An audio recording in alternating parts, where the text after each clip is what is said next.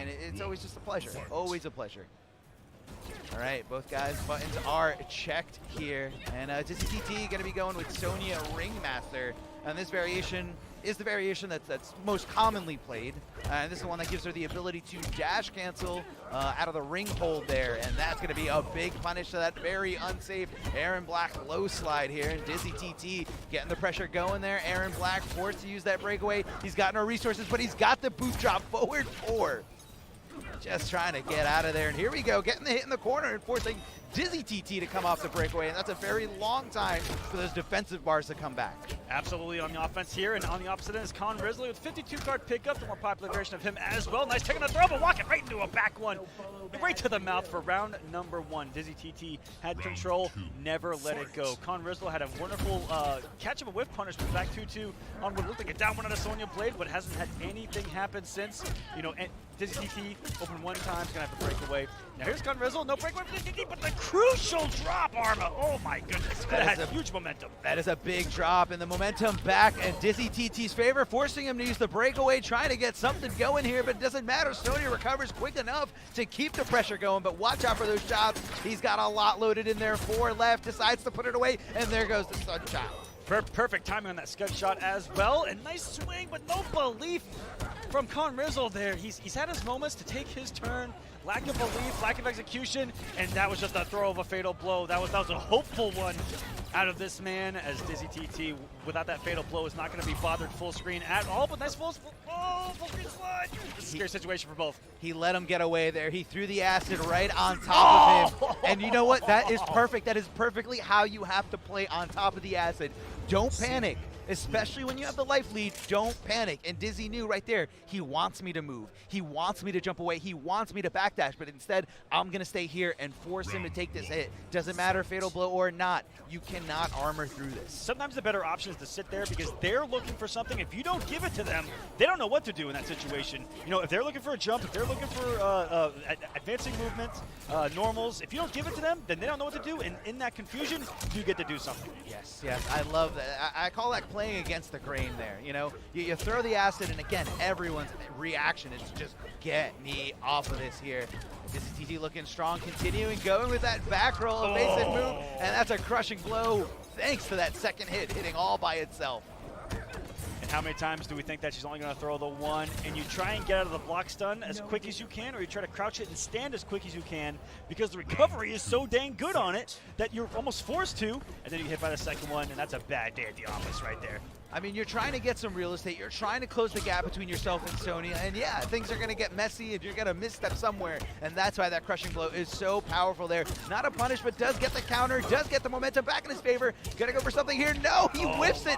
Thanks to that delayed, slight delay wake up by Dizzy TT. Absolutely textbook. And this might be all she wrote. Breakaway. Last chance, last opportunity. Can he make this comeback here? He's out of the corner. He's got the real estate. What is Dizzy TT going to do?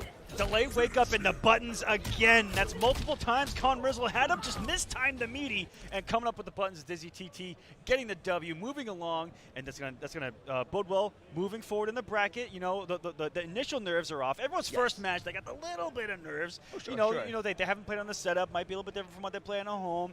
Got to get it out of there. You know, you're on a big stage. There's a lot of people watching. You just got to get to that first match, and then it's smooth sailing sometimes. I mean, yeah, and it's how comfortable you get along the way and just keeping that mindset, like I can do it. The other thing I feel like a lot of players don't realize is that even though you're nervous, so is everybody else you're playing against. So, you know, drops are going to happen, scrambles are going to happen, and confusion, chaos is going to happen throughout any tournament. This is why I mashed down one.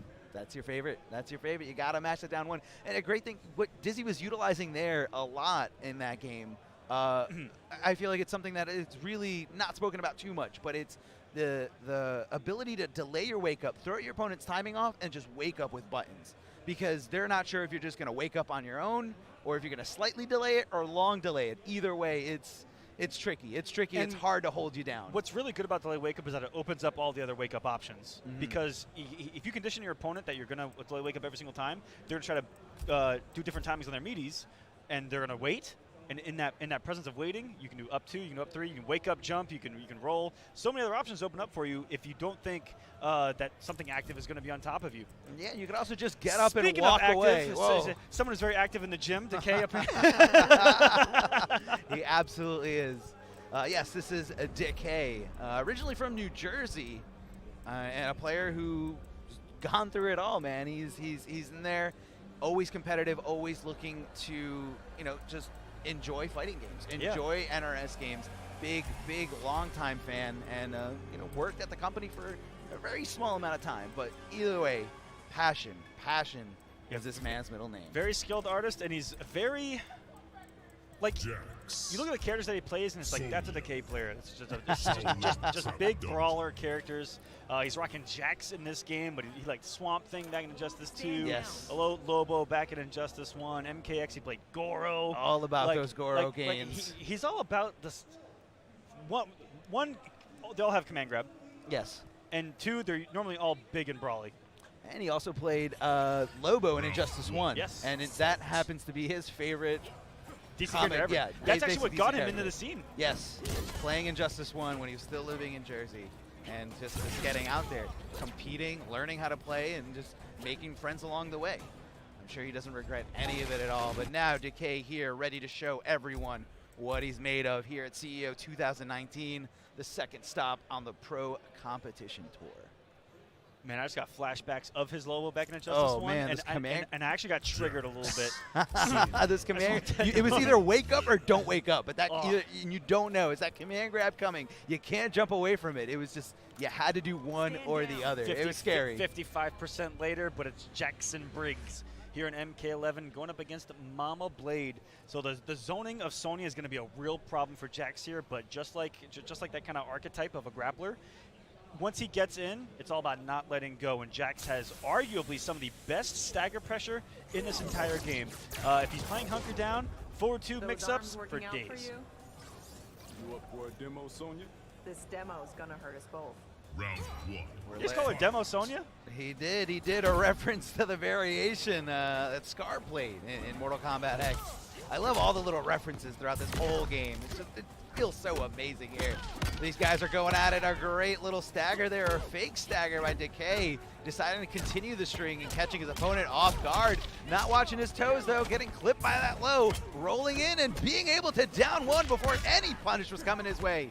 Now the interesting thing about Jax, he's got to pay attention to his arms. When those punching moves connect, those arms start to heat up. Once those arms heat up, he has access to very different moves and very different crushing blow requirements. That's right, he's given one of the best projectiles in the game. He's given a phenomenal crushing blow, multiple crushing blows off the projectile and off the overhead option of forward 2, and on his throw. There's so many things you have to look out for, and it is one of my favorite mechanics in this game because it puts you on edge. You sweat.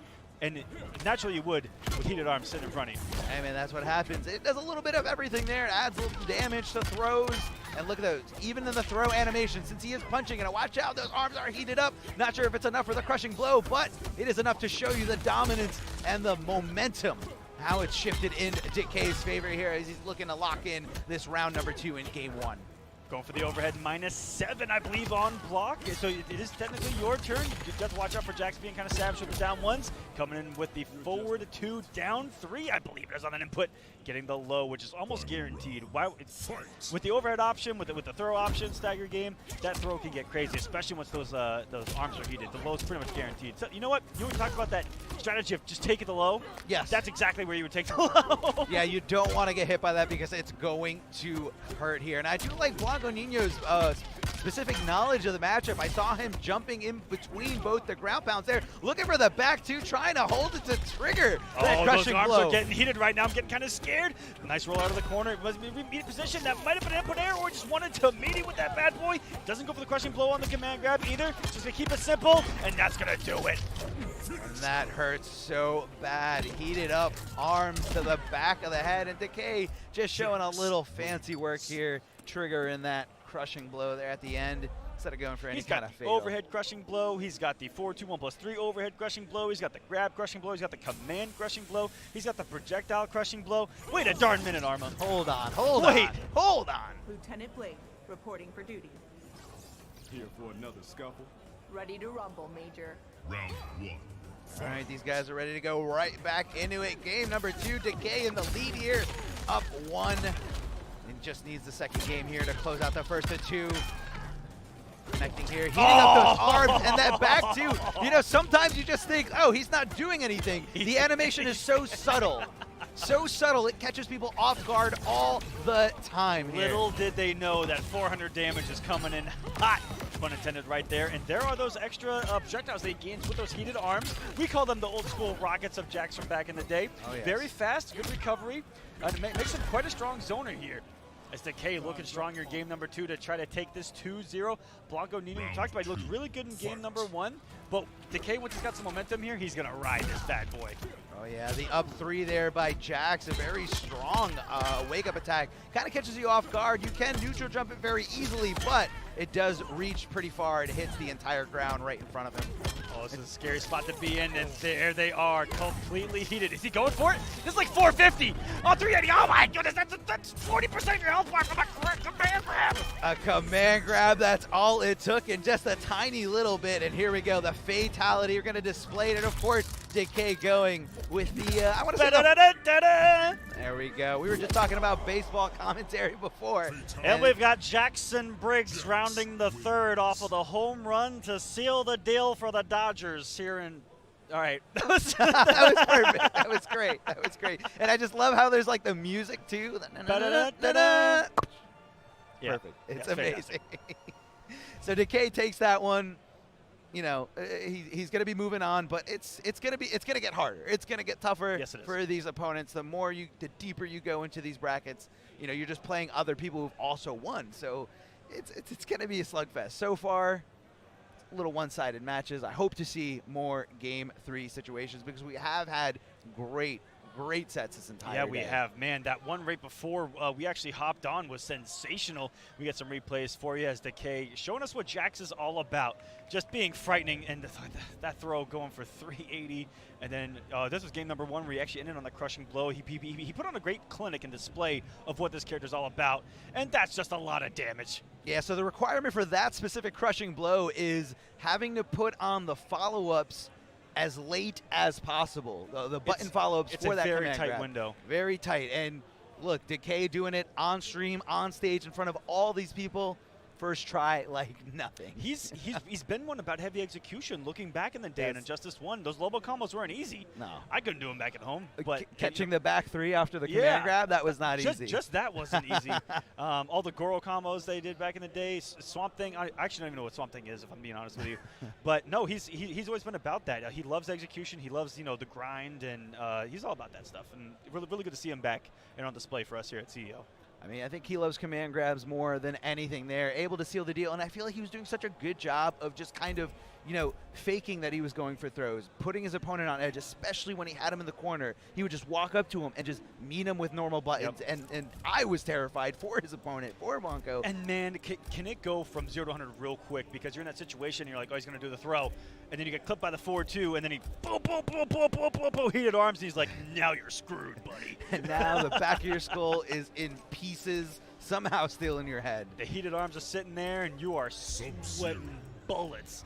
We've got current EVO champion, newly added to UIU, Rewind. That's right. Rewind again. Now he is the EVO champion for NRS, meaning that he was the EVO champion for Injustice 2. Mortal Kombat 11 has just come out, just a few months ago, and Rewind, looking to continue that legacy, looking to continue the grind, and still continue to be one of the top players in this scene, playing every day as much as he possibly can. He also is coming in with Jax. We've seen him on E-League. We've seen him in a couple other things. Jax has been his main, and he has looked darn good. And we're going to see everything that we just talked about on display once again here, I think, Arba. That's right. Rewind had the recent three-peat on the E-League Showdown. It is still active. Yes, so undefeated there. Every time he's in there, he's going for glory. He is going for gold here. Now what Rewind is doing here, I was going to say he's waiting for his meter to run back, but he's actually just trying to intimidate his opponent. That took 20 seconds, and we've already got the crushing blow of the overhead. His health bar is disappearing swiftly for Hazard here. Going to put him to sleep into the corner. And just a ground pound. That is a low. Very slow. If you see the startup, you can at that distance try to get a max distance jump kick in there. But man, oh man, what a start for Rewind here. Coming out so swinging. I mean, it's just tough there after that, you know, clinic that you were just put through right beforehand. Sometimes your reactions are just nowhere to be found. Great up three, wake up there by Rewind, and an up through wake up from Sub-Zero himself, but that is gonna be a very punishable string. The overhead starting string from Sub-Zero, if the whole thing rocks, it hurts. Now, I'm not sure if he's doing, now Rewind looking to close this out here, looking for that high, but no one was home.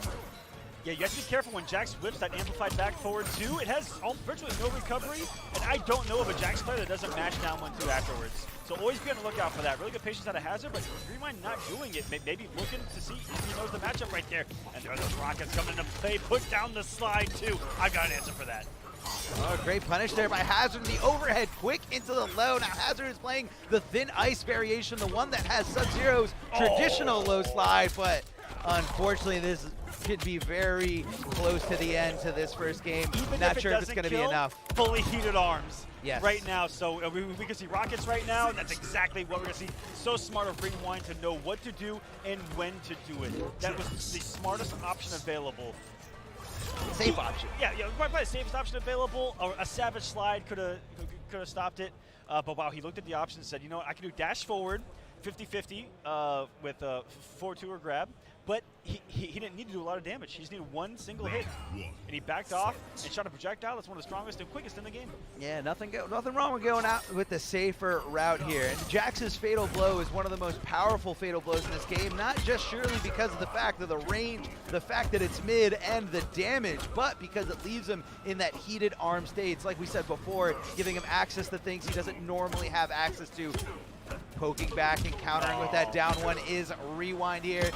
Shoving his opponent in here in the corner. Now Rewind's doing this to get a little bit more meter back, trying to delay it as much as possible, leaving his opponent in a standing state, and his opponent willing to just jump out, but Rewind, again, keeping control of the situation, trying to get something going here. Gonna leave him, no, not gonna leave him in a standing position, gonna go for a regular knockdown. Oh, this is damage. Oh, okay, so he put him up with that one too. So he was going for the rocket crushing blow right there, and he still has a multiple plethora of crushing blows available. Why not? How many crushing blows does he need?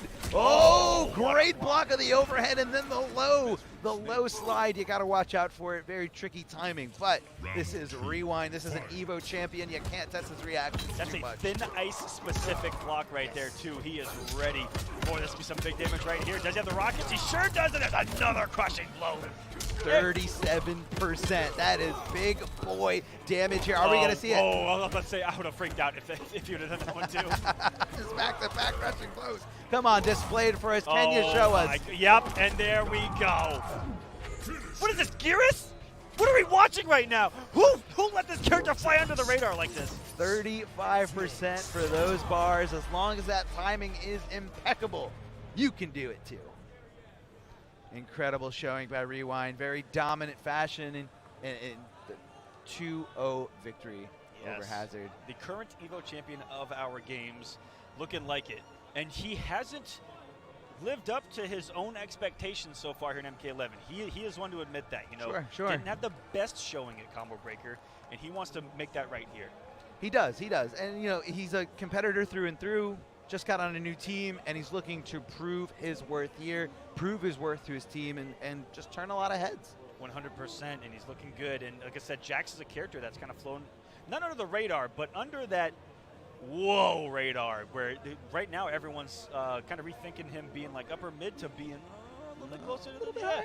Because he's got those options. He's got a plethora of crushing blows. You look at it, and you look at the holes in his game, and it's not terrible. You know, heavy zoning is kind of an issue for Jax, but but he's got some mobility. What's crazy is that I've seen a lot of Jax mains start to zone more with those rockets, and man, if some of those matchups start to kind of turn around. He's kind of a decent zoner nowadays. Yeah, I feel like I've been seeing Jax players go more for the heated up arms. Just boom, boom. So just heating up the arms, it is, you know, punishable if your opponent knows you're going to do it, but it's a way to get heated up arms in a very defensive manner. Yes. You don't have to go in and connect those punches or connect those throws, but instead you're just waiting to get those rockets, and those rockets are so strong. A lot of damage, so quick, little recovery. It's kind of got everything that he wants, and that plus the ground pound and the thumper makes for a very strong zoning game. The thumper controls the jump over attempts. Yes. And you've got the ground pound to cover the ground approaches. So it's really cool that he's kind of got a whole mix of things, and that all I've seen with time is that character develop and into a very strong character. You know, because out of the gate, you know, Jax players, you know what I'm talking about. I know what you're talking about. I definitely know what you're talking about. You guys do too. We're rather vocal about, you know, some of his weaknesses, and it's cool that all of them together and Jax players are able to kind of over time, just like all of us, just like Kodal mains. I gotta sit back and watch Kodal destroy people. I love it. Furious Pillow, man, he's incredible. He's furious. I can't say he's a terrible character anymore because of that. He's a good player. Thank you, Furious. Now my downplay means nothing, and we got Tyler Lansdowne in the back giving us the fist. He's all about this Jax momentum right here. All about the Jax momentum here. Yes, look at that fist. He is ready to see more Jax. He wants to see Jax on every single set on that stage. Every match. Okay. Every match. Everyone. We got nothing but Jackson. We already found out everything about him. I'll get triggered if I see Jackson every match, if I'm being honest with you. He's a good character, man. He's a good character and here to play. Those crushing blows. Now, you were talking about before how, you know, everyone, you know, at first wasn't sure Jax is really this, like, really good character or not, but something that's really synonymous among all those talked about characters are how useful those crushing blows are. Yes. Because they do so much damage. You only get one per match, but they do so much damage. Especially in Hunkered Down, but we still see Grin and Barrett at a very competitive level itself. It just adds a different mix-up in, but still has a plethora of crushing blows. He's still got the rocket one. The only one he's missing really is the overhead and the command grab. And the command grab one, yes. That one's big. That's a big 35%. Should I say the 1+3 overhead? Because he's still got the bop on the head. Yes, back two. Little bop, little And bop. also, on top of all the crushing blows we talked about, he also has a down 2 one that's universal. He's got so many, man. It works, man. It works. It's great, and he's a good character that's like very safe, phenomenal advancing mids. And what I like about him is that he can be like one of the few characters in this game that's just a snowball character. Like once he gets going, your health bar just throws up. Yeah, and it's gone. Those are cool blades. It just falls out. Your life falls out of the life bar, like throw up. If you guys don't know what a snowball effect is, just picture a snowball rolling down a hill. It gets bigger and badder as it goes down. And with momentum. Yeah, with momentum. You're gone. And it's gone. We've got Emperor Kombat. Speaking of Jersey, is he Jersey? Or no, he's actually from Brooklyn. Ooh, New York boys. Yes, New York boys. Always at next level battle circuit, trying to get him to MKNJ, and he told me he promises that he's going to the next one. Kombat, so be on the lookout for that. If you listen back to this, go to more locals. Just kidding, love you, buddy. And he is. And here we go, Kombat using Baraka, and he's going to be using the Marauder variation. Now, this one doesn't have the leaping command grab, but it does have Chop Chop and a lot of damage from the gutted move. Shiva here with first round KO. Jackie breaks. Now, Kombat coming into CEO, I think has to be on everybody's radar. Yes. Look at what he has done online already in this game. Just look at what he did in Online East, where he was that 3-0 against Sonic Fox in Grand Finals? I believe it was. He cooked him with Johnny Cage, and he has got a great duplicitous edge of characters. I'm definitely using that word wrong, by the way, but I don't care. That's okay. We make up words here. Because it sounds cool, but he's got a great duo of characters that covers a wide range. This Baraka, absolutely savage, and his Johnny is a work of art when you watch him play this game. Yes, but right now he's showing us a little bit of Baraka, showing that he can play a bunch of different characters at a very, very high level. And I feel like, you know, I don't want to say he goes for completely unconventional or low-tier characters, but he definitely goes for the less talked about characters, you know, in his portfolio of fighters. Here we go, that's the gutted move there, special to the variation, the ability to just throw up and that down two, whipping right under that high. Is that a flawless victory? It sure is. That a Kombat. This is how you come out swinging. We haven't even finished a couple of sentences, and he's on a match point already as Kombat here. And like I said, I think he's coming into this, and you can quote me on this, as one of the favorites to win CEO. Definitely. I mean, he's shown, on his resume, he's shown that he can do it online, offline, it doesn't matter. This kid is here to play, and he can take anybody out. You know, it's that recipe for success that we talked about. Being very young, trains with the best in the world. He trains with Sonic Fox, plays with phenomenal characters that cover a wide range, and he came into the scene only what, 2 years ago, that Firestorm came out hot and ready, like a pizza at Little Caesars.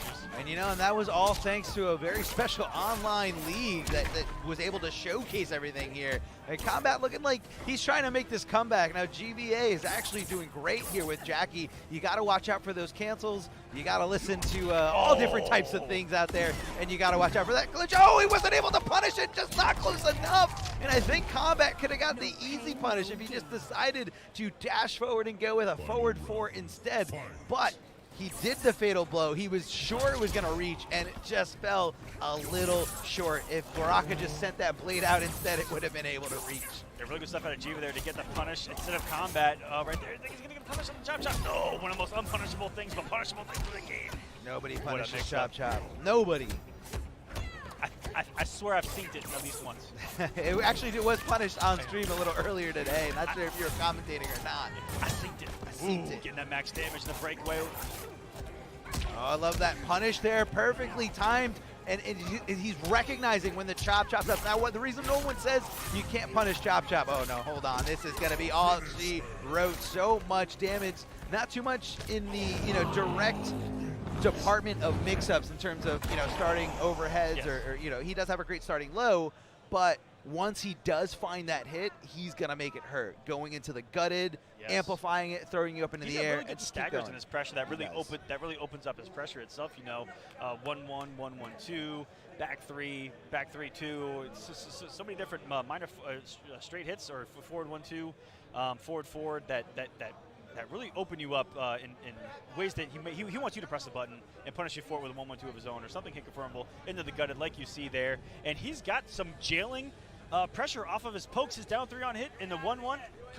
Man, I down 1 everything on reversal and pokes on hit too, and that gets you killed. Yes, the down 3, once the down 3 does connect from Baraka, it is guaranteed that he gets a stand 1-1 pressure. You can't low profile it at all as long as you time it right. And Kombat going with that 1-1-2 string. Now you can flawless block that gap, but for the most part, people feel like it's pretty safe. Yeah. And it's all a mind game because if they know you're looking for the flawless block, someone will just delay it, go for a throw.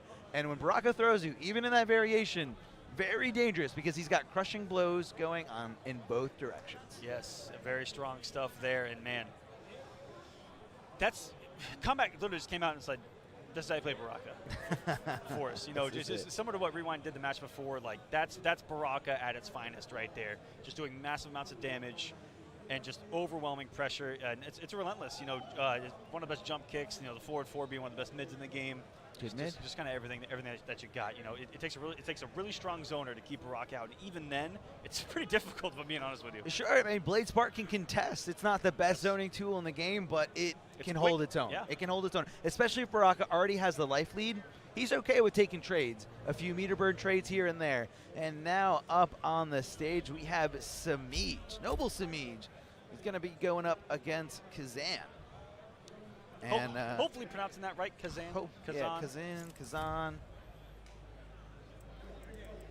Kazan, but guys, feel free to follow the action from home at NRS Esports on Twitter. Go give it a follow if you guys like what you're seeing. If you guys want to keep up to date with everything, not just Pro Animation, everything competitive MK11, give at NRS Esports on Twitter a follow.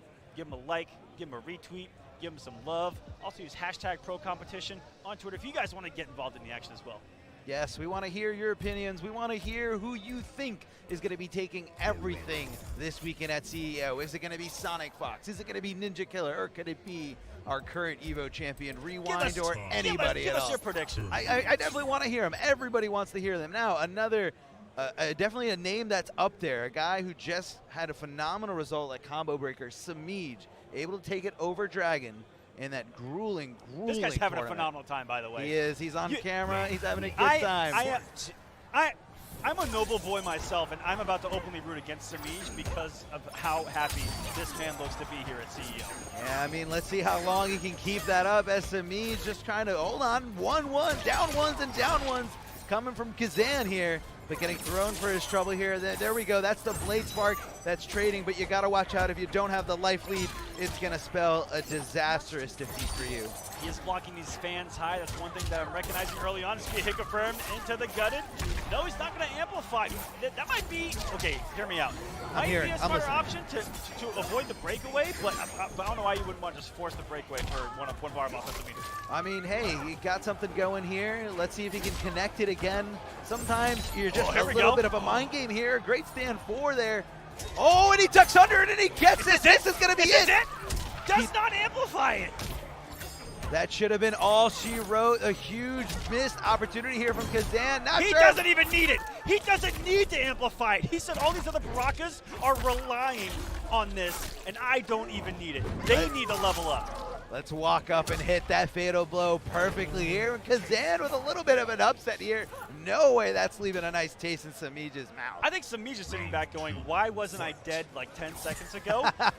I'm still in this. And that's the mix-up of Kazan. This is this man's wizardry on display for us right now. Playing mind games on top of mind games. This man's at 2047 right now. Yes. He's on layer 18. Pass it. He just laughed the Yomi levels over and over and over again. Doesn't matter that they only go a few levels deep. Semij jumping in with great buttons here from Katana. A little bit of stagger here, kind of trying to get us, forcing the opening here from Kazan, but Kazan's doing a great job of blocking. Watch out for that down 3, especially when you're very negative after that forward 4-4 from Baraka, that leaping kick after the knee. I think he may have played a previously Mortal Kombat game because I saw him crouch the first fan and stand block the second fan.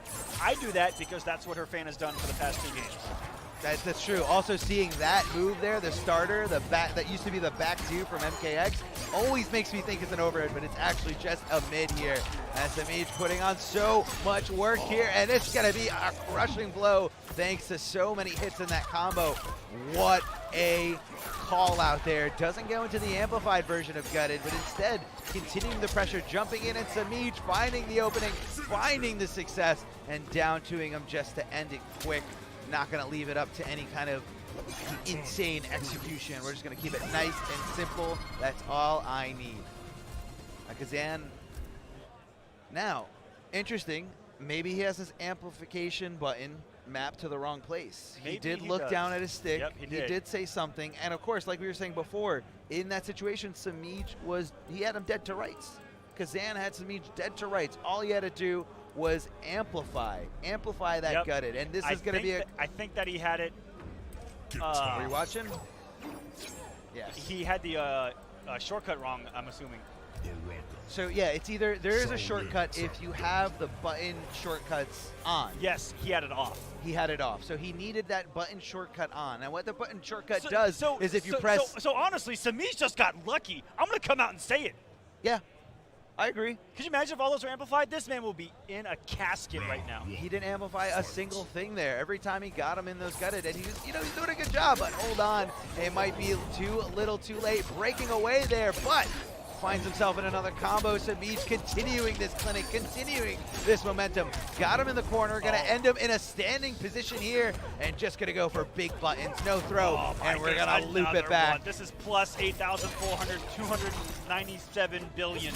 It's only plus 60, but still. And it's that many frames.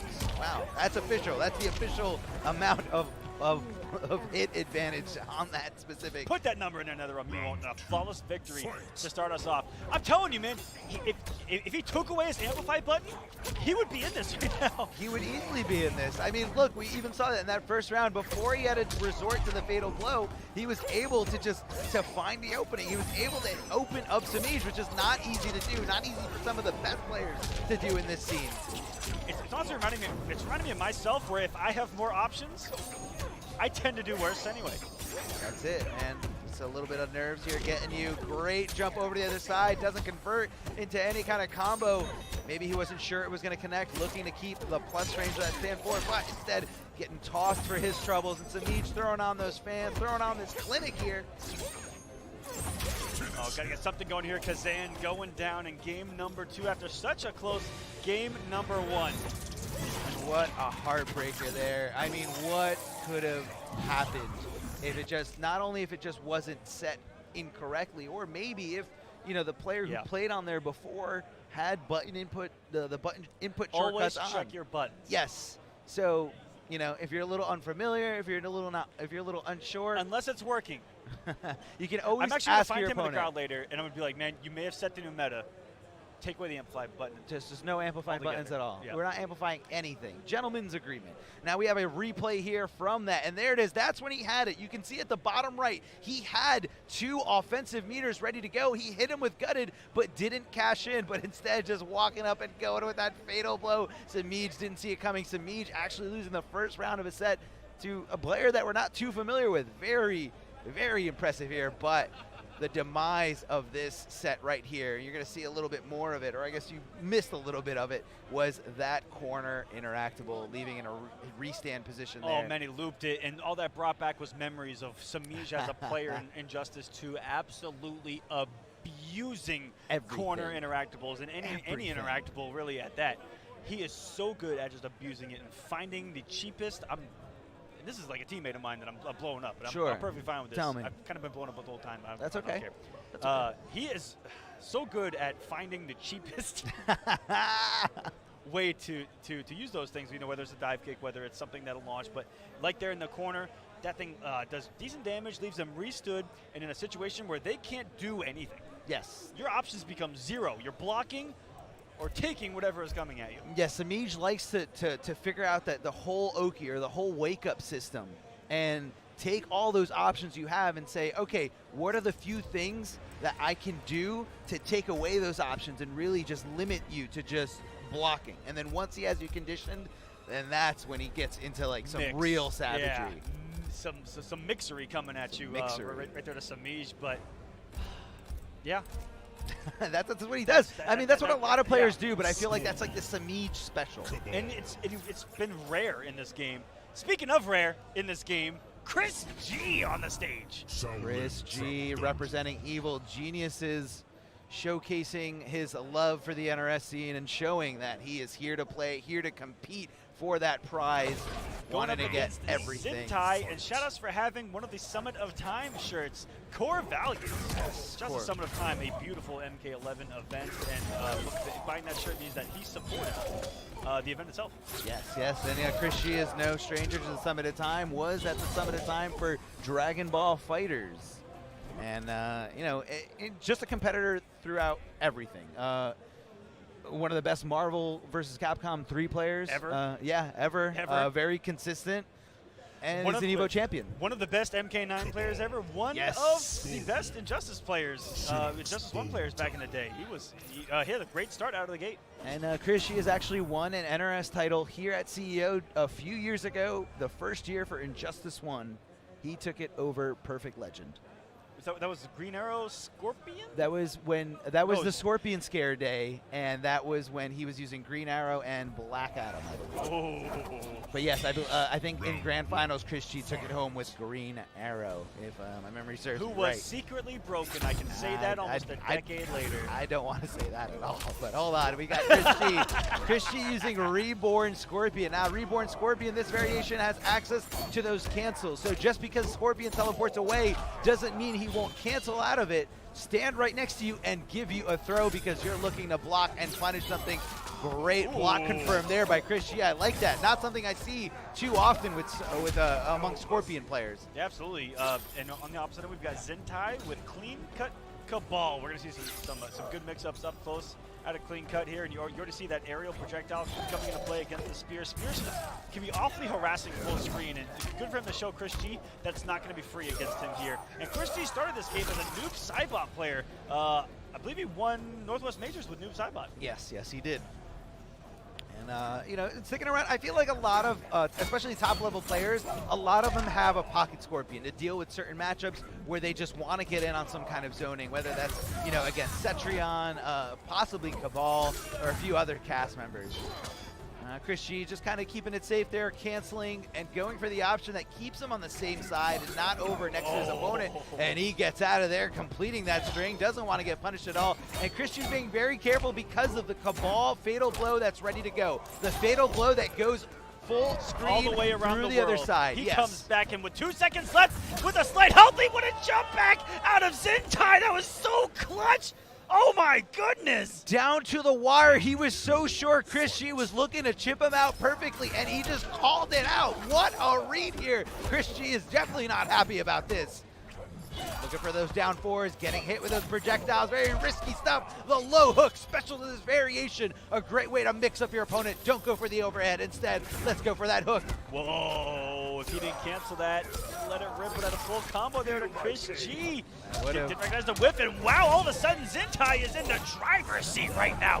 What's going to be for breakfast here? He's got phenomenal options outside of wake-up ranges to OS him, to throw quick mixes with the low hook. Cabal, a really well-rounded character in this game.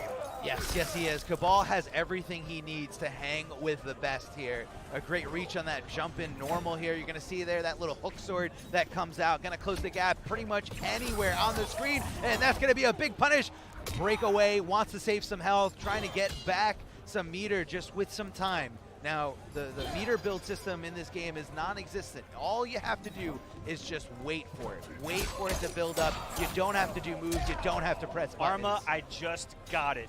The entire story mode, the entire game is based around time, and they made the meter system that way. It all comes together. It's coming full circle for me, Arma. It's coming full circle. I'm glad we got that epiphany right here live on stream, and I'm glad to be part of that. And CHRISG fighting back here in this game number one round apiece here. These guys are playing phenomenal. What a call out, but he drops the combo. What an opportunity. Don't do that here. Down two to get out of my face. Look out for these lows. You better know how to fuzzy block these. And this time, CHRISG letting that teleport rip, not making the same mistake twice, catching the whip, and another one to the corner we go. No restand, so it's going to get him out of the corner. CHRISG may have made a slight mistake not leaving him in the corner right there, but you know what, it's CHRISG. I'm not going to doubt anything that the stand does. And look at the second. This is down 1 into 4-3. This breakaway is not existent right now for Zintai.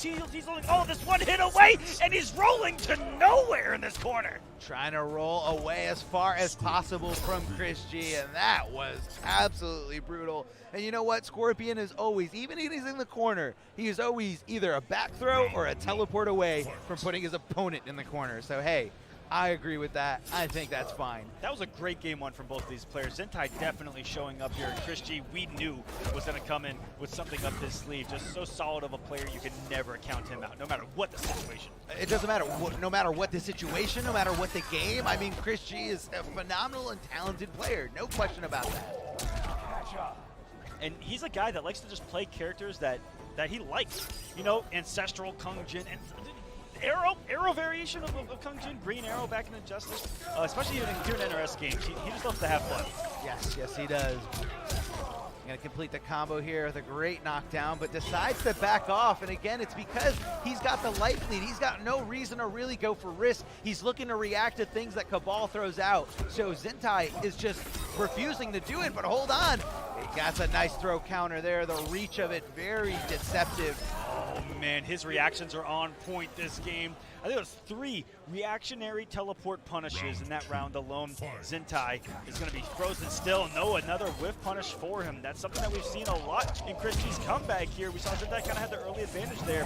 Just been how many times Zintai's got punished for either jumping or whiffing a normal. And somehow Cabal doesn't correct himself, kept facing the corner after that jump in. What a heartbreaker for Zintai. He was so sure that was going to connect.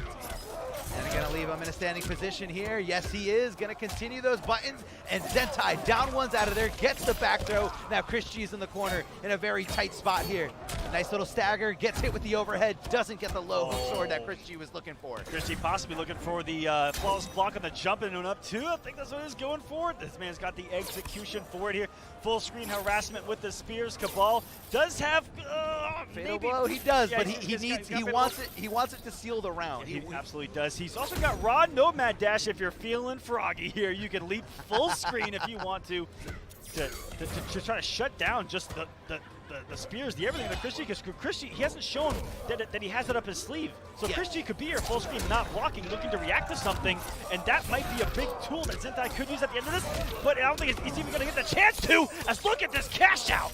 Oh, that is going to be a lot of damage here. It looks like CHRISG sealing the deal, taking this 2-0 after a very close, grueling first game, especially the end of that first round where it came down to time and Zentai just barely getting the nick of that. And, you know, when you see that crushing blow there by Scorpion, that forward front kick into back kick, as soon as you see that crushing blow animation, if you got it, you gotta break away. It hurts. It hurts a lot. And Scorpion can teleport over. He can throw out the spear. Either way, he can if you don't break away, you're gonna eat a whole he combo. Can guarantee a fatal blow off it, which is even scarier. That's insane. Yeah. break rate doesn't mean anything if the fatal blow will kill. But in that situation, he extended it all to try to do that. But I don't even know at that point he could have just fatal blown and may have done the damage because all that scaling would have been reduced. It could have been that. It Either could have been, way, it could have been something that he really was clean. expecting, or maybe he thought that CHRISG was expecting him to break away, and that CHRISG would purposely drop the combo to keep the momentum or to not put himself in a punishable state, because we've seen that a lot, time and time again, with Scorpion Spear. If you break away right when that spear is getting canceled, you can get up and punish Scorpion. Now this is the nail biter, 5 seconds left on the clock, 4 seconds, and see the decision that he makes here. Jump back because he was so sure CHRISG was gonna try to chip him out for that tiny little life lead right when the clock was gonna hit 0. CHRISG was able to take control, take the driver's seat again in that first game, and just kind of continued it here. Now, as you can see right there, as soon as that crushing blow animation happened, Zentai had full breakaway bar, so he had the ability to fall out of there, but CHRISG had the momentum on his side, had a lot of meter, and had a fatal blow ready to go. Yes, he did, cashing out with a lot of damage. This is Scorpion. Let's just have a conversation about. You know, we had a conversation about Jax players. Yeah. Let's have a conversation about Scorpion players. If I ever go on Twitter one morning and see that another Scorpion player says he doesn't have damage, we're gonna have a conversation. You sure? You gonna pull him aside? Like yes. No, I'm not gonna pull him aside. I'm gonna pull him forward in front of the whole class, and say, "Your character doesn't do damage." Yeah. Yeah, it's insane. I'm looking at you guys. I mean, it's not only just damage, but it's how easy, or not easy, but Yeah. how accessible everything is with Scorpion, where he can cancel into teleport that puts you right next to your opponent, or he can go into a spear to leave you in a restand situation, or to just cash in on a crushing blow. 2-1-2 crushing blow from Scorpion does a lot of damage over time. But on the stage, ready to go, we have Dizzy TT, probably the favorite in this pool, and he's going to be going up against here, Full though. Auto. Full Auto, no slouch himself. He has, back in MKX, he caused, near the end of the game, so many upsets with that Full Auto Jackie. In this game, doesn't necessarily have the Jackie that he's used to, but he does play Aaron Black, who's a gunslinger himself. He loves to shoot guns in these fighting games, this Full Auto. That is his calling card. Yeah, he's going from Full Auto to Semi-Auto here. That's right, Semi-Auto. Semi-Auto. And yeah, the Full Auto Jackie in Mortal Kombat X plays nothing like Jackie here in Mortal Kombat 11. Jackie now has a lot more, you know, Muay Thai based moves that involve cancels and throws. But instead, Full Auto wants to sit back and shoot some guns. That's right.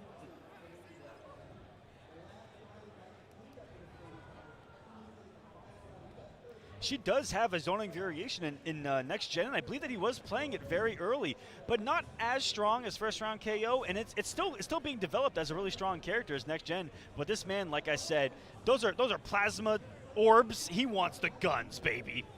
Yeah, I mean, one of my favorite Next Gen players out there is Sunio, and he just loves playing, again, those full screen characters, the ones that just want to sit back and utilize all the options they have.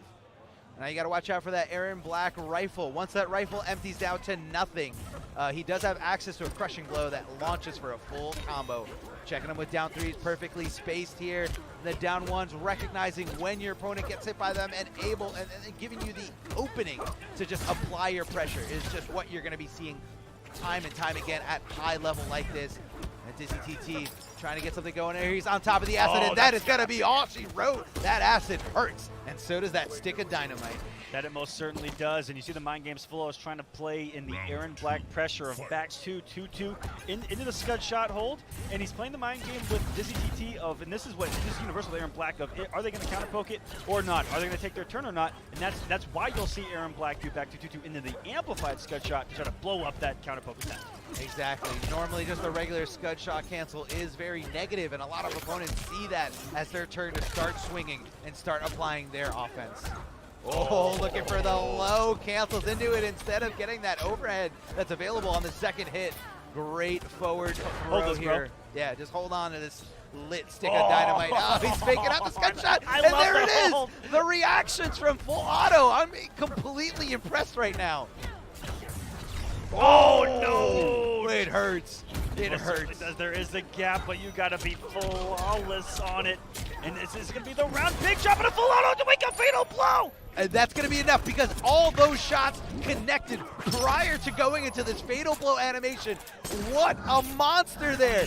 The opportunity, but you got to take those. You got to take those. It's not your fault that your opponent dropped their combo. Get up and punish. Exactly. Oh my goodness, Dizzy had it right there. The momentum, everything. Finished that combo. Go into a final round. Full auto with the recognition to wake up with those triggers at the ready. And of course, with a name like Full Auto, you bet it's coming. It's coming, man. It's coming. Watch out for those shots. He's got just a few more there. 3 left, and Dizzy is anticipating there and not looking for that drop kick, the boot drop, perfectly complementing that long, that really long-reaching slide that hits low. So he's got 2 great moves that just go hand in hand. Overhead boot drop, low slide. That's right, and you see him use the last bullet in his rifle. Will have a crushing blow loaded off of his stance into the 2. If it comes up later on, he's known, the more I watch Full Auto play, this character and this variation, he loves coming off all his bullets early, having that threat or just like zoning with it early on. Yeah, zoning with it early on or even just using it as a round closer is definitely the way to go. And I've seen it time and time again with a lot of great Air and Black players. Looking for the scud shot, and Dizzy with great resilience there, great patience, just waiting it out there, but no meter to amplify the boot drop. Now this is going to be dangerous. It's going to come down to one decision here. Very good offense by Dizzy TT, recognizing that there is 0 meter on Full Auto's end and just a jump kick.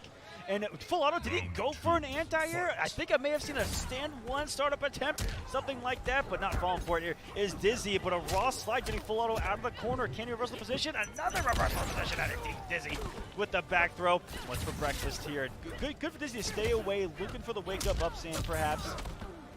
And a great breakaway there. Doesn't want the acid to come out in such a bad situation here. And that's the crushing blow, the empty rifle that we can now see. And it's gonna hurt here. Oh, great throw escape here by Dizzy TT. Oh no. And it's not gonna be enough here. Full Auto on match and set point here. Looking to close this out. Doesn't want to see a game 3. Gotta give Auto some credit there, being ready for the tech and the throw. This man swung immediately after, and that kept him on the offense. They kept the acid pedal being down. Dizzy definitely on edge, and now has a health lead here. Is he gonna scud shot up with a health lead sit back? Oh, throwing out some trickier zoning there, part of his strings. Yeah, those are actually his normal strings, so he's got to whiff some moves from full screen, as you can see there. Usually the stand 3-2 that he also did have in Mortal Kombat X. You got to get a nice little whiff kick there and then a nice mid shot. So, you know, you got to look for the tells. Oh, he's got himself to the corner here against Mama Blade, and this one things good around, but no offensive meter for Dizzy TT. Scope up with the overhead. This is going to launch regardless. The breakaway, and then not out of it, trying to wake up, fatal blow again. Not enough, but he's still alive here. Not punished for the attempt, and he pokes in the middle again against the amplified ring, and it's going to go punished. Dizzy TT ties us up at 1 game apiece. Dizzy TT did such a phenomenal job there, just holding down that fatal blow, not giving him any breathing room for that armor to activate during that fatal blow. As long as you keep that gap within 5 frames, armor is not going to be any kind of situation. That's right. And he just shut it down completely. Even though he had the health to take it, the armor did not activate. And that's pure textbook here from Dizzy, shaking off that first game, continuing headstrong as we go into a game 3 situation. Now these guys have to be going through so much in their head right now. The nerves, the adrenaline, everything just shaking through their body right now as Dizzy TT takes the slight here. Now Full Auto didn't change characters. Instead, he just wanted a little bit of breathing room, a little change of scenario, a little change of scenery here as we go into the blood and the sea of blood. That we are, and you know, Full Auto right there, probably just thinking of the last couple of moments, you know, what he could have done better, or a couple of things in the match if he got hit by. Just start doing around, probably telling himself to stop trying to press buttons, possibly against the amplified rings. I saw him get burned by that multiple times, and off every bullet but one, saving one in the chamber. There's full auto in the corner. Well, what was incredible there was the fact that Dizzy TT was confident enough to block and then dash all those shots. It was like he knew exactly how full auto was going to treat those bullets. You can't play too predictably because your opponent's going to get the upper hand on you. Dizzy TT on game point right now, looking to take this set. Oh, getting a trade there, the inflex gunshot, and the drone called down, and once again falling for the amplified ring. And now in full control is Dizzy TT, and on the offense this time around, the zoning has been strong to start him off here, and he's gonna, instead of sit back with the health lead, he is going in. The breakaway a little bit late on a full auto, the throw gonna meaty, and now he's one hit away from making this monumental comeback, and he's got it here. Dizzy TT with the RKO, sorry, not the RKO, the sweet chin music, closing things out. That's right, man. Big heel to the face here, closing it out with a fatality. Calling in for support as Aaron Black just gets shredded to pieces thanks to that helicopter. And watch out for the guts there, still on the blades. Pay close attention when you see that fatality at home. So much detail out there. And look at the look of relief. But this is just pools. Dizzy TT, if you're going to be listening to this, make sure you go in even stronger as you continue on your path, because it's only going to get tougher. Yeah, you saw people starting to crowd for that. You know, once they see someone with a name like that, down 1-0, everyone's got to go, oh man, what's happening over here? And yeah, for him to survive that slight scare here early on in these pools, I think that's going to be better for him moving forward. You know, if you get the W, you've got it out of the way, and you're going to be feeling yourself here. And I believe that was the winners finals of the pool, so he's making it out to top 96. Yes, and this is the 3-out system, so 3 players make it out of pools. So you're also going to be continuing seeing full auto in this tournament. And here, full auto was in a lot of control here, but Dizzy just locked it down here, knowing exactly what was coming, that fatal blow, and making sure that those buttons didn't have enough breathing room there. And what a breakaway there to get the punish from Dizzy TT. You have to really be familiar with every character's combos. You don't have to be familiar with how to execute them, but be familiar with, you know, where can I break away to make them hang themselves. You know, a great example, easy example. Very rare. Yeah, it is, but an easy example that we just saw right there, when Aaron Black goes for those slides, if you break away, as soon as he cancels into those slides, you can get up and punish him on his recovery. That is right. You know, a lot of command grab characters, similar fashion, and you just have to find them. You know, in the lab. You know, if it's something that you find is annoying or killing you slowly or fastly in this game. Jeez. But this is something like Sonya right there. Yeah, you know, you gotta find them. You gotta find them. It's all about the lab work. I'm not saying that they're out there, you know, like for every character or anything like that, but they're definitely out there. You know, those punishable situations, and man, oh man, can they make or break an entire set like that? They could, and that's why sometimes it's also important to kind of mix up your combos a little bit. Keep your opponent guessing. You know, is he gonna get Scorpion gonna go with the stand 4 spear? Is he gonna do forward 3 spear or forward 3-1-1 spear? And again, and sometimes they don't do it. If they see you have the breakaway, they'll let you drop out of the combo on purpose, assuming that you're going to go for it. And they'll do 1-1-2, which is nice and quick. And yeah, there's so many things that come into play, and that's why there's so many mind games in MK11 at a competitive level. You guys, it's MK11 meta is like ogres. It's like onions. You know, it's got layers, and we have got the combo breaker champion, the current #1 seed of the entire pro competition. In our view, Scar, going up against Trey Pound. Yes, he's going up against Trey Pound, and in this pool, I'm not sure if we were able to see, but you guys can follow along on Smash.gg. This pool also had Face and Filipino Man. So not sure whose path was in whose way, but this should be the winners finals of that pool. Trey Pound representing Hype here. Both players going with the exact same character, the exact same variation, the Ringmaster variation from Sonya. Now this competitive variation lets you cancel out of those rings to, you know, make your mix-up safe, and they also give you the ability to drop that drone. That almost certainly does. This is maybe on paper a little bit of a dangerous pick, as Scar is from the land of Sonya Blade, But, you know, Trey Pound could throw something different. If you throw something different at someone who knows a character incredibly well, it could throw them off guard. You know, because they could be looking for different tendencies of different players that they're used to with this character in the mirror. Yeah, it's one of those things where, like, you look at something for so long that you're so sure you know everything about it. And once you notice something different, it just blows your mind. And if you're not ready for it, it's going to catch you by surprise. Now Trey Pound getting a little zoning going of his own here. And, you know, Trey Pound seeming very aggressive here. Now, all of a sudden, just kicking it up to another gear, shifting forward, shifting towards Scar. That he is. Look at these guys. They're playing footsies with rings right now, and that is the strength of her zoning. It is almost as if it is a footsie tool. It has such quick recovery. Was it 7-frame startup, 14-frame startup? I can't remember off the top. I think it's like 14 frames. So quick for a projectile, and that's what they use to control the momentum or to simply outzone their opponent. And wow, what a check by Scar right here. Gonna reverse position right there, 208, and patient enough to look for the wake up. I love seeing top players that when they knock somebody down, there's that 1 second of hesitation to look to see if they see a wake up, and trying to move forward is Trey Pound. We talked about that. You crouch and try to move forward immediately in the recovery of the ring to try to close the gap as quick as possible, and you can guess wrong at any moment and get cooked for it by an amplified ring. Yeah, but unfortunately for Trey Pound, he had very, very few options there. Sorry about the little camera angle, but now we're back on the action here.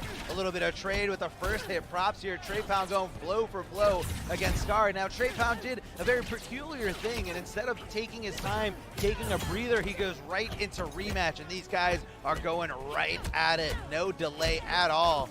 I think that's very player dependent. You know, there are the guys that love to sit there and take their time. I'm also the mindset where I like to just go right back in. You know, it gives me less time to either, you know, drown in my sorrow, because that's the kind of guy I am. I go right back into it, so I don't even have to think about it. I'm like, you know what, play while it's hot. It's tough, man. I mean, and sometimes people just feel like they kind of want to rip the Band-Aid off and get it over with.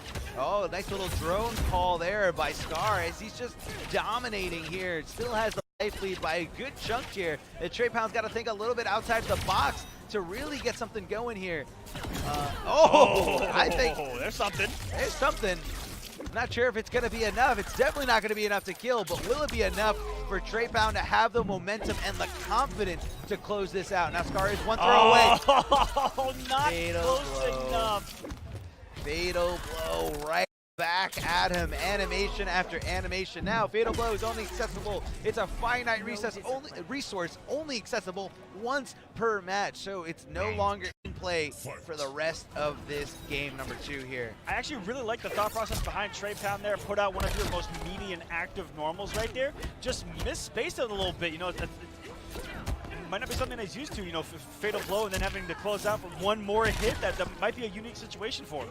Yeah, I mean, look, he's trying to get something going here. You can't blame the guy for trying, but great throw there by Scar. And the anti-air here with the, I believe that's the down 4, the little ring shot. Trey Pound looking for some kind of, you know, move, a normal move that's going to give him his turn back, but Scar he is not giving him a turn whatsoever. You are absolutely right. Bullying this man in the corner. It's not even over yet.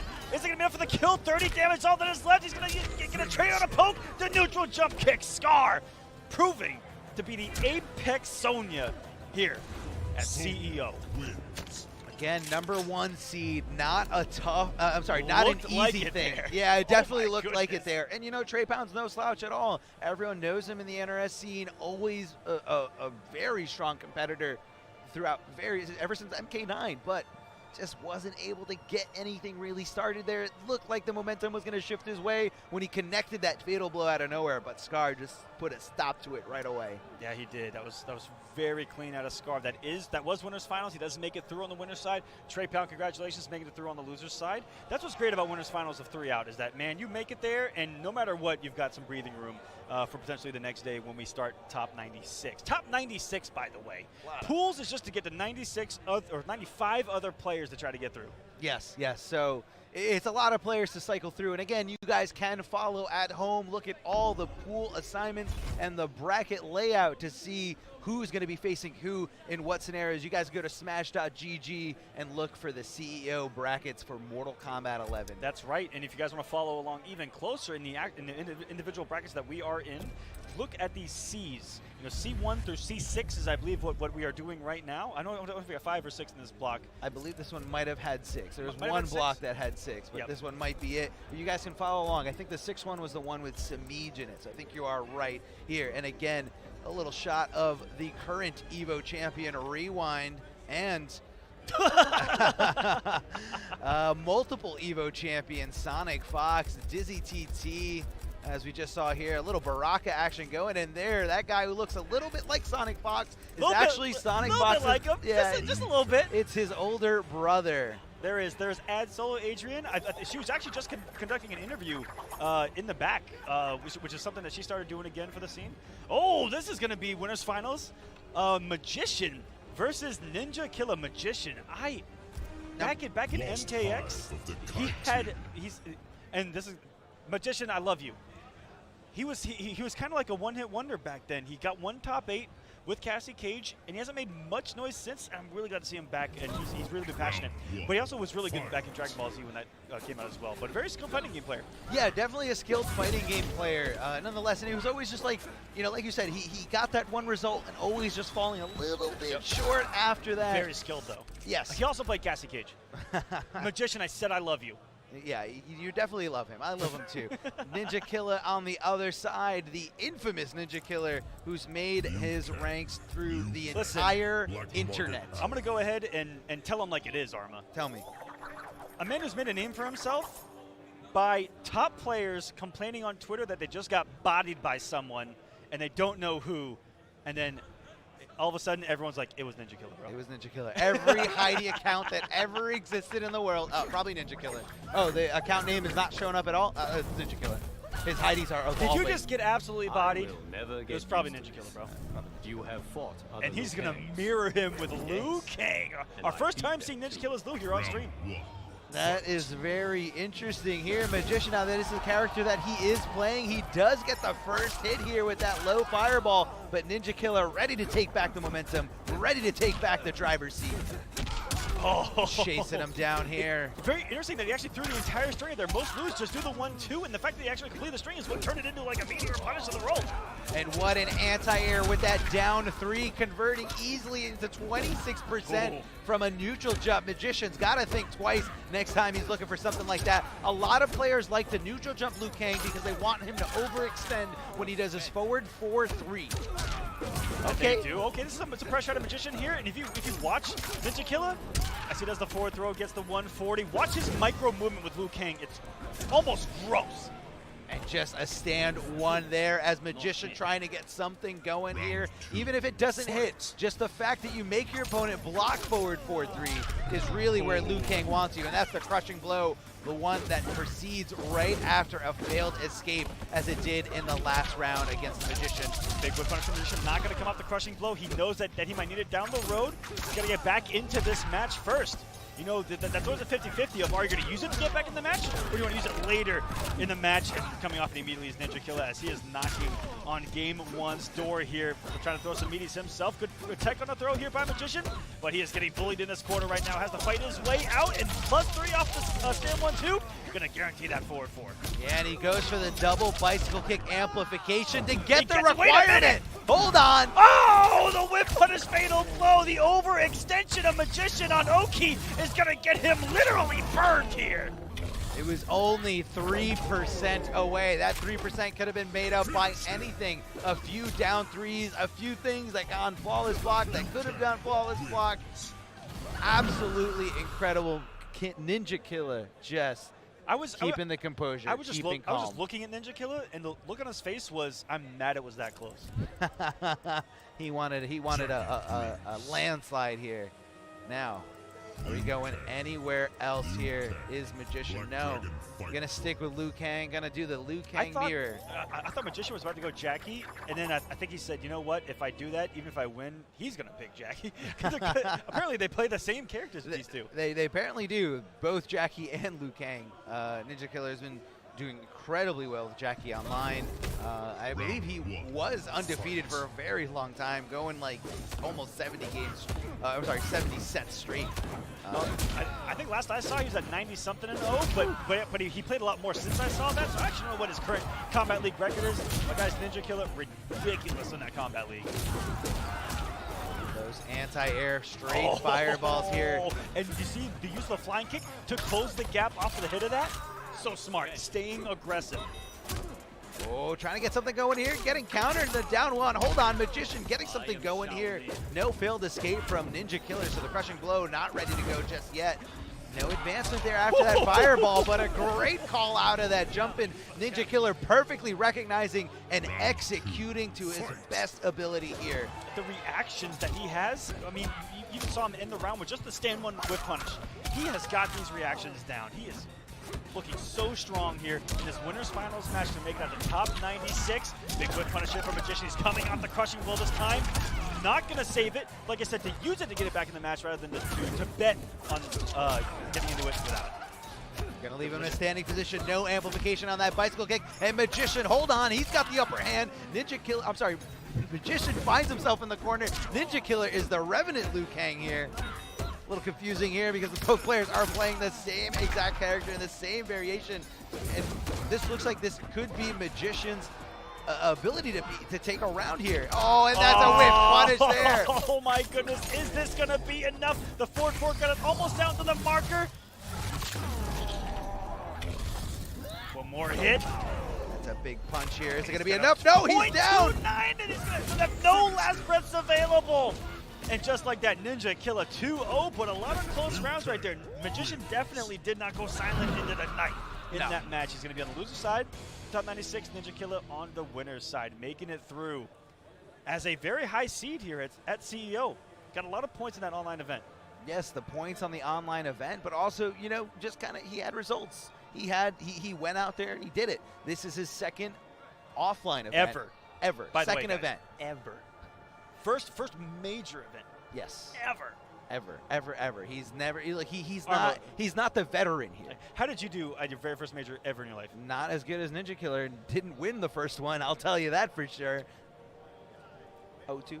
Yeah. 0-2. It happens. It happens to everyone. But again, I mean, that just kind of shows you the raw power that is NINJAKILLA. To be able to do that, I feel like almost no one can say the first event that I went to where I was extremely nervous, I was able to win, but the recipe was perfect for NINJAKILLA. The game was new. Not only that, but his infamy was just to the max, the full extent. So everyone was also scared of NINJAKILLA when he went in. So he kind of like evened the playing field. Yeah, it was like I said, he also had so much weight on his back because all of his supporters just, you know, love him, talk him up more than I can put into words. All right. Yes, they do. I actually can't. They do. But like, I'm shocked that has not put so much pressure on him to succeed. He plays so fluid. And like I said, he's got a great head on his shoulders. A student of the game. Oh, very impressed with the young NINJAKILLA. And we got another youngster that impresses me. Rewind. Going up against CHRISG. We are going to see absolute raw fighting game fundamentals going up against our current EVO champion. Yes, this is definitely new blood versus old blood. CHRISG is an OG through and through, with roots going really deep and way far back in the FGC. Oh, yes. You know, both EVO champions. Both these guys are EVO champions up here on the stage. CHRISG, multiple EVO top 8 appearances, not in the NRS realm, but you know, in Marvel vs. Capcom 3, he can do it. CHRISG can absolutely do this if he plays this right. I've been around long enough, people have been around long enough to never count out CHRISG in an NRS game. Yes, and guys, be sure to use the hashtag ProCompetition, as you can see on the upper right part of your screen, and be sure to follow NRS Esports on Twitter. All MK11 competitive action, not just pro competition, all MK11 competitive. They cover it all. The guys running it have done a sensational job of supporting all competitive MK. Wow, I'm shocked that even converted. Sometimes, depending on where the jump kick hits, he'll go like the wrong way. That was so awkward. And what a start for CHRISG here. It was a little awkward here. And I see CHRISG likes to use that restand position a lot with Scorpion, doing the spear, amplifying it, and not cashing in with a 2-1-2 crushing blow, but instead leaving the opponent guessing, leaving the opponent standing, and having no access to wake-up attacks. No whip punish there, but that big whip command grab here by Rewind. And you know, when you take away the wake-up game of your opponent, it really does change the game. Look at Yas Queen, look at some of the other variations that leave the opponent standing. Now Strong, this is going to be a big pickup here out of Rewind. Is going to keep him standing. He's just going to take time off the clock right now. Does leave him standing. Oh, getting one teleport. Yes, a beautiful throw counter here. Rewind with a very risky up 3. CHRISG nowhere near at home at all. On that, and you just gotta kind of wonder those decisions. His Rewind shook a little bit. Look at the way CHRISG is approaching this man. He is trying to shimmy Rewind back into the Netherrealm, if I'm being honest with you. Not falling for it yet. Has Rewind. Oh, it was a punish. Wow, it was so late. And just to stand 1 in round 1, unless we 4 see seconds. a fatal blow. Oh my goodness, CHRISG gonna take it with 1 second remaining. The way that he played the neutral right there, and the way he was using the teleport away cancel was so good. I've never seen any other Scorpion approach that way. Yes, definitely unique to CHRISG. And again, it's all the years, all the different games he's played, the fundamentals he has picked up along the way. He's been spacing for like a decade and a half now. Probably a little bit more than that. Almost 2 decades now. He is, again, clearly old blood here. Gonna leave him in a standing position here. No. Yes, he is. How many times? No, we're cashing in. Want to know why? Because I think he's up the round. He says, you know what? Now or never. That's it. You might not get the opportunity to cash in later. The requirement for that crushing blow is to make sure it's an 8-hit combo, so you gotta use that bar. Oh, no punish there. Goes to the other side, and Rewind overcommits to the string, but hold on. He's taking it here with the grabs. This time around does get the punish on that missed throw to CHRISG. CHRISG knows he has definitely put in the work here. Whatever CHRISG says later on, I'm not going to believe it. He has put in the work. He knows the whiff of that amplified back forward too. Knows to check it immediately. Could be reacting. Who knows right now? Excellent tech on the throw. Rewind still alive here. Both of these guys are just a hit away from a fatal blow. Look to react, but a down 1 puts him underneath the stand 1 attempt out of Rewind. Fatal blow territory for CHRISG. Next hit might just do it. Looks at the short hop, looks at the quick overhead, and the reactionary fatal blow, and CHRISG's up 1-0 on Rewind. 1-0 over the current NRS EVO champion is CHRISG. And again, you can't test his reaction. And what's very interesting, CHRISG, a very, very good Street Fighter 3rd Strike player. And the hop mechanic, the universal hop mechanic in this game reminds me of 3rd Strike very much.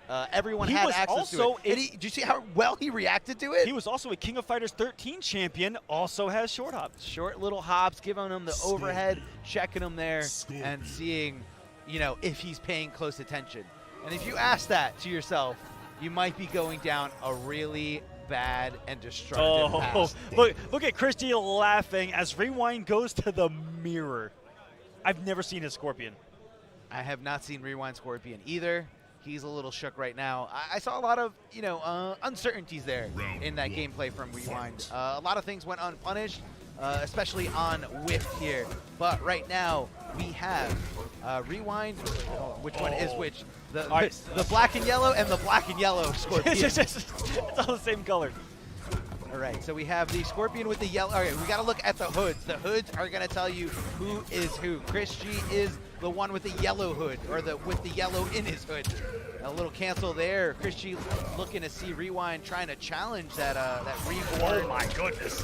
That reborn cancel here. Now both players are playing the same variation, so you gotta always meter manage. See when your opponent has defensive meter. See when they have the option to cancel out of those teleports.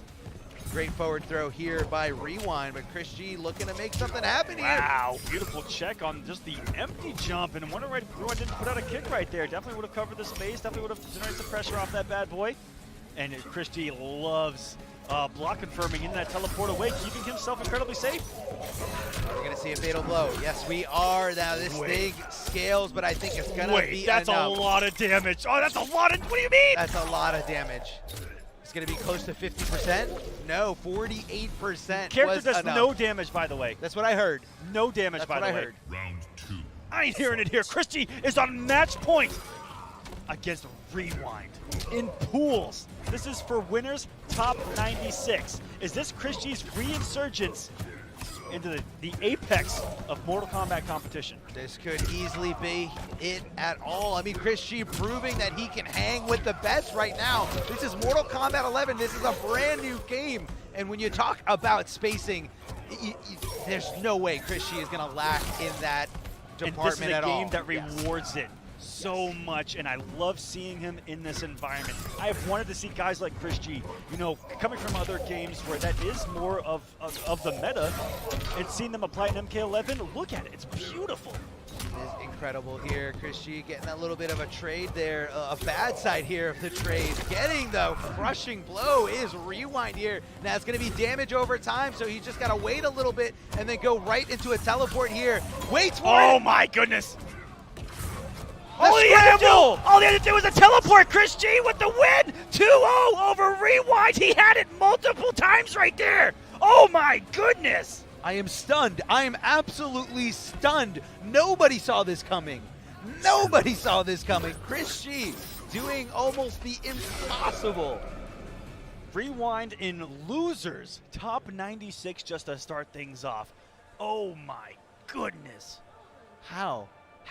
What world are we living in? And he had it there, the scramble situation, and CHRISG came out the victor there. And there was like, and that was just to stay alive. That's yes. how well CHRISG was playing. Yes, I feel like, in that situation, again, like you said, it was a do or die situation.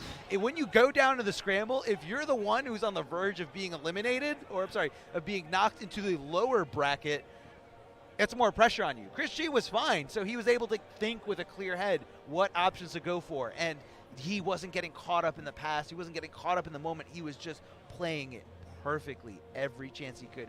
CHRISG, I am extremely impressed. Very impressed, and he's going to be moving right along. You saw him even pre, mid, and after smiling, having a good time. Having a good time. That's what it's all about. That's what the FGC is all about, is having a good time and enjoying the event as a competitor, as a spectator, as anything. And anyone at home that is watching that might be second-guessing themselves. Should I go out? Should I travel?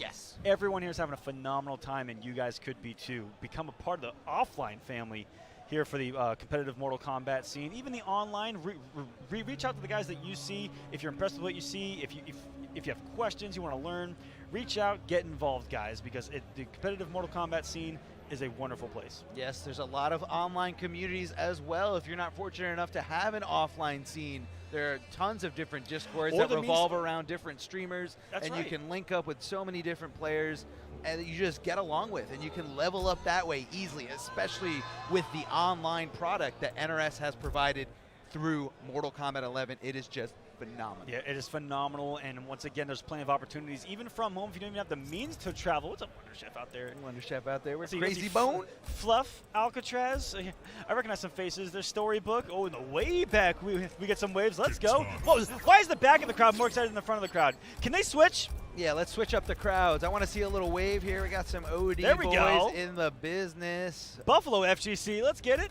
Let's go. That's Buffalo, New York. The upstate New York boys always coming out, always trying to support as much as they can, because without the support of the scene, we would see nothing. I love that the Buffalo scene is the team. Yes. That is the definition of a local right there. That's it, man. They love each other. They love their scene. They're trying to grow. They're trying to help the FGC grow, and you just can't do it without support.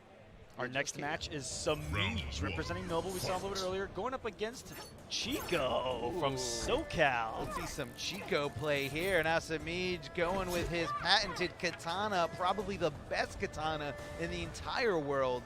And Chico choosing to play Aaron Black. And again, right now he's got it highlighted on 52 card pickup. Now this is the Aaron Black that pretty much everyone is using, the Aaron Black that with Scud Shot and you know, all those normal strings that lead into those nice mid gunshots.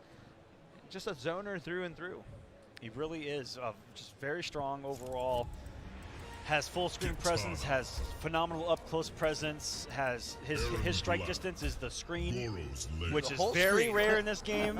You can't say that about a lot of people, can you? No, you can't. He is a threat at any time, anywhere.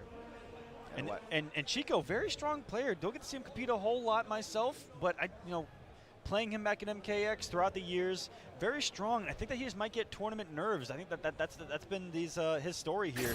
But the skill is definitely there. Played Takeda back in MKX, and I was surprised to learn he was an Aaron Black player here in MK11. Of course, with Takeda not coming back. Nah, more Outworld adjacent. I like the little Zorro mask here from Aaron Black. Round one.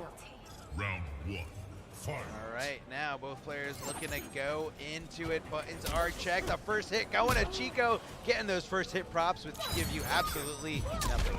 Oh, getting risky early on a SEMIJ right there. And that's the new SEMIJ. Back in the day, SEMIJ wouldn't take a risk if his life depended on it. And now he's got no fear of taking a couple of risks here and there. Listen, every game plays different. Every game plays different, and that's what SEMIJ has to do to win. That's what he's got to do. Whoa, did that gunshot just whip? I don't know. Might have gone right over Katana there in that situation. Great little fan float there for the double overhead here, but Chico ready to recognize and ready not to get caught by it, but that's going to be a big crushing blow from SEMIJ. Huge whip of the jump kick, and wait a minute! Forward three. Forward three. Trip guard. Yes. Fatal blow from Chico here. Not going to be enough, but one hit away, 1 forward 4, one slide could do it here. Or Gets gunshots. the rifle, and he's going to get punished for it. The recovery on it, a little too much, and guaranteeing it with the fatal blow of SEMIJ. And I think what happened there is Chico got lost in the moment. He made the game plan, but he decided to overlook one fact, and the fact that they're here on Goro's lair, and SEMIJ had access to that interactable, the ability to just jump in, as you can see right there. Chico has to be killing himself over this. And if there was, just like we talked about earlier, one person that knows that in that moment, it's SEMIJ. Yes, yes it is. Big boot drop there. The acid on top is right under SEMIJ's Katana here, but it's okay. He's going to fight through it, not going to let him base him at all. A big corner combo into a crushing the below here, meeting those requirements. A big damage combo. Oh, Great little cancel there. Okay, the second time SEMIJ challenges. That was Then he an goes early for the challenge. throw. That wasn't even a full straight. He read that he was just only going to do 2. Are you kidding me? That was a wild down 1. The down 2, a great universal crushing blow that activates once you punish or counter any high attack. And the most common one is the throw. Looking for the chip out, not enough defensive meter to block those entirely. If you guys look at the bottom left and right screen, defensive bars. When you have no health left, it will give you a guaranteed survival of chip death. Yes. Per hit, per bar that you have remaining. So the most you can only get is 2. That's right. That's why they're called last breaths. And once they are gone, chip death is imminent. Yes, that's right, that's right. Down to nothing. And a great little mechanic that I feel like, it's a great comeback mechanic. And it really just kind of lets us illuminate this stage for hype. Because what does anyone like more than a beautiful comeback? There's absolutely nothing. There's nothing anyone could like more than a comeback. But here we go. SEMIJ up 1-0 over Chico. And Chico sticking with his character, but this time going for a little change of scenery. Now, this is a very different stage. Goro's lair is very unique because of the interactables on the right side that give any opponent so much mobility.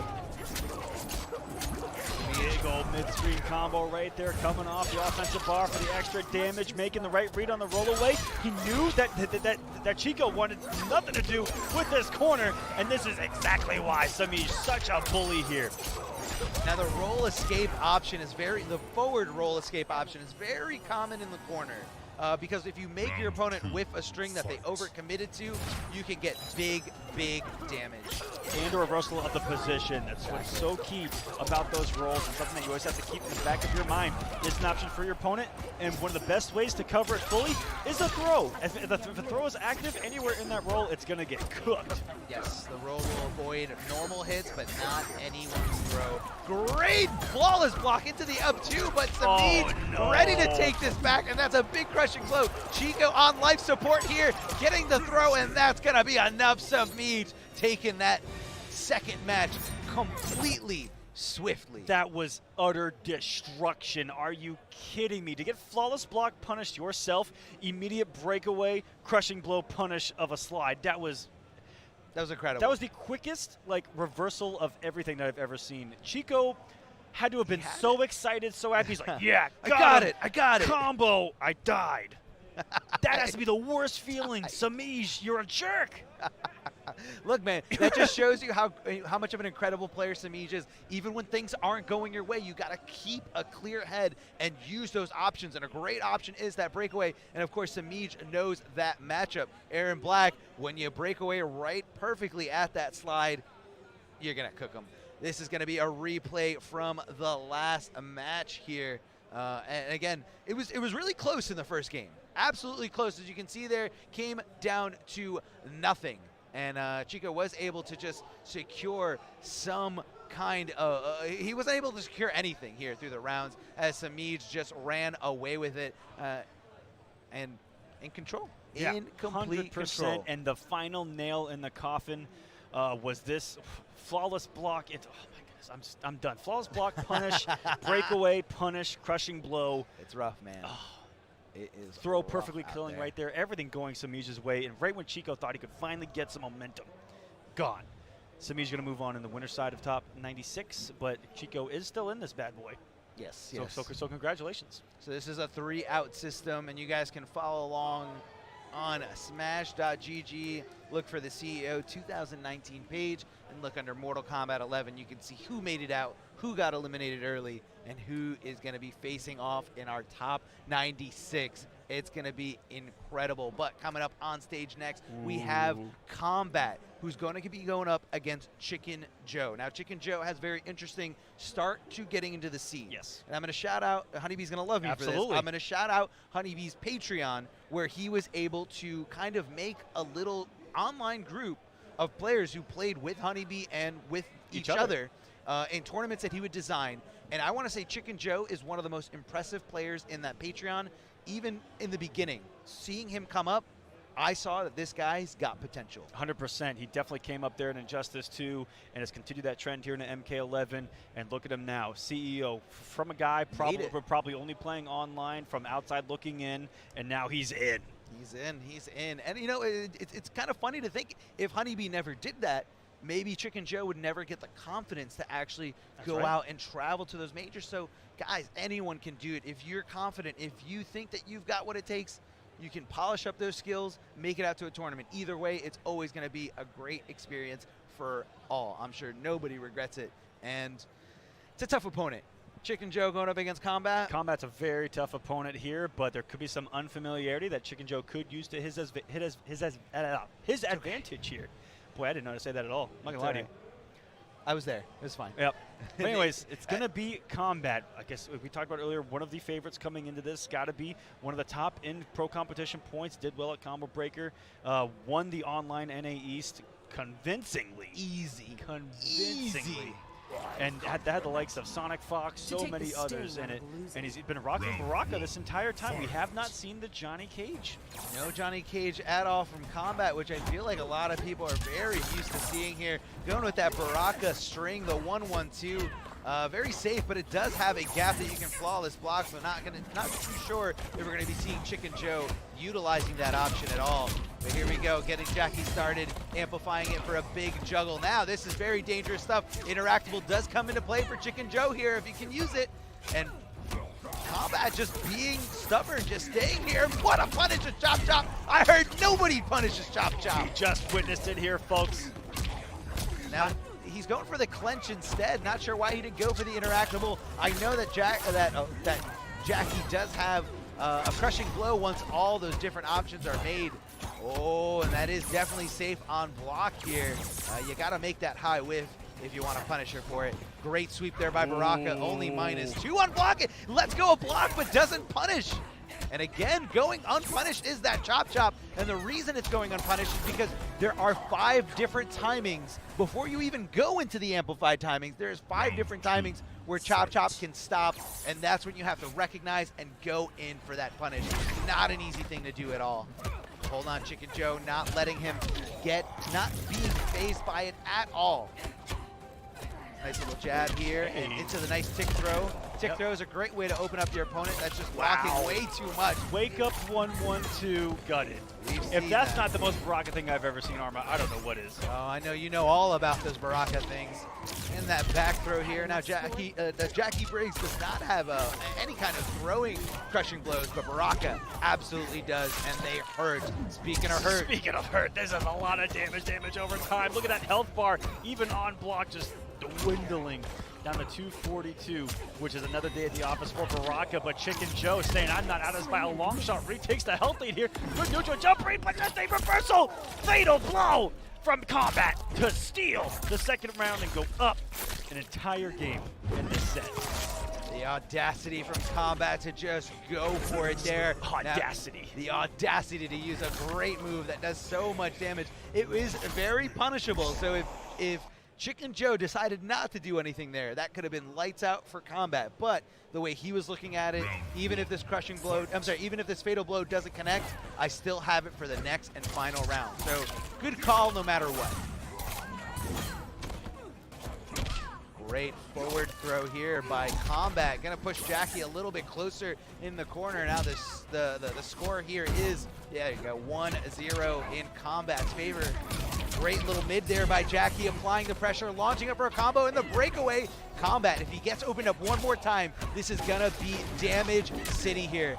Not quite a big opening here, just getting a regular throw. Chicken Joe doing a great job with those throws, with those stick throws. Oh, tried another one right there. Kombat not with the punish, but with the throw of his own. Knew there was a lot of negative frames right there after he missed the punish. And that Chicken Joe was going to be on the defensive right there. Wow, I don't even know what that was on block, but the swing from Chicken Joe working out in his favor. -7 and look for the reversal throw, but look at maybe the stand high. Whatever the high he threw, got crushing blown. And look at that. There's no scaling on those knees after that clinch. None. Definitely not after that down two crushing blow. And I believe that was Emperor Kombat going for a stand 1-1. And that stand 1, the first one, is actually a high. So that's why the crushing blow triggered there. That's not easy to do because the second one comes so quick as a mid. So quick. So very strict timing there. If Chicken Joe delayed it at all, he would have got caught up like nothing. Are we going to the corner? We most certainly are. Does he have it loaded? No, he's just going to keep the position of the corner. Now this is going to be scary because if he does go into a clinch, now the clinch isn't a traditional throw. It actually is more of a hit throw. So you got to combo into it. Speaking of comboing into it, coming up to stay alive here is Kombat. Now that's an escape fail. This is very dangerous territory if Kombat makes it into the next round. It's going to stay loaded up if Jackie decides to get thrown one more time. Are we going to see anything here? Fatal blow is accessible from both players. Oh, the up three, the first wake-up attack that we've seen in this entire set, and it was perfectly calculated here by Emperor Kombat. He's not going to get it. When you don't wake up for 3 rounds straight, 4 rounds straight, your opponent's definitely not going to be looking for it, and that was... Kombat is such a good player. That is so, when you throw out a poke from that exact distance against a dash punch character and you look for the anti-air like that, that is someone that knows what they are doing, Arma. Yes. Especially from that distance. Yes, it is textbook here, and that's going to be a big chop, and keeping Chicken Joe on the ground is Kombat, beating him with those standing buttons, that standing string. But hold on, don't count Chicken Joe out just yet. Can he make this comeback happen? He's got the fatal blow, and Kombat guessing completely wrong on all this. Chicken Joe trying to make work here, trying to make something happen. All right, now he's got it loaded. Now he's got it loaded. Next hit could kill for Chicken Joe if he wants to get back into this set. Will Kombat close it out 2-0? Goes the chop on block, no punish, and that could have been it for Chicken Joe. The trade, forward 4 was 4 versus forward 4. Oh my goodness, Kombat sneaking by the skin of his teeth, even though he doesn't have skin over his teeth, but it's okay. It's a saying. That's probably a bad saying to say, well, Brock on the screen. He's got nothing there. He's got no lips. He's got nothing. But no, just one frame. If there was just one more frame of advantage for Chicken Joe, that could have been a clinch into a crushing blow that launches into a fatal blow. That's it. Exactly. Nothing he could have done about it. So that was a lot closer than it seemed. And did you see that comeback? It was like an 80% of a difference there. He was working on the flaws in that corner, from what it felt like. Well, very good stuff and very good composure to Chicken Joe. We see, again, that player that you talked about, Yeah. the improvement, and that he is here, not outside looking in, but now he is in the mix. Yeah, and he should be proud of the fact that he was able to go that close, go toe-to-toe with He is Kombat. top 96 out of what was, I believe, a total of 540-plus entrants here at CEO. Yes, it's a lot of people. It is a lot. That it most certainly is. Congratulations to all of the players in the C blocks that made it out in the winners and the losers side. Some of the losers matches, of course, were off stream, but we got to see every single one of them on the winners side, which was really nice to see. Incredible. Congratulations. Some of those matches were insane, and multiple upsets so far in this tournament already, and we're not through pools. No, not even Multiple through upsets. pools. We have a whole weekend of great matches that are just going to wind down to that top 8 in the arena on Sunday night. But between now and then, there's going to be so much action for you guys to catch. And again, this is CEO 2019. Woo, here in Daytona. Thank you so much to Roadrunner Records, by the way. Shout out, I'm rocking the Coed and Cambria shirt. So many bands love all of them, but right here at CEO, it is Korn.